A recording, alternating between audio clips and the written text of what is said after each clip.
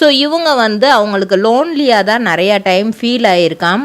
என்ன நம்ம மட்டும் இருக்கமே அப்படிங்கிற மாதிரிலாம் ஃபீல் ஆகிருக்காம். அதனால் வந்து படிப்பில் நம்ம நிறையா கான்சன்ட்ரேட் பண்ணணும் அப்படிங்கிறதுக்காக சின்னதுலேருந்தே நல்லா படிச்சுட்டு வந்திருக்காங்க. ஆனால் அவங்களோட 5 வயசு ஸ்டார்டிங்லேயே அவங்க அப்பா வந்து நீ ஒரு சீரியலில் சைல்டு ஆர்டிஸ்ட் ரோல் பண்ணுறியாம்மா அப்படின்னு கேட்டிருக்காரு.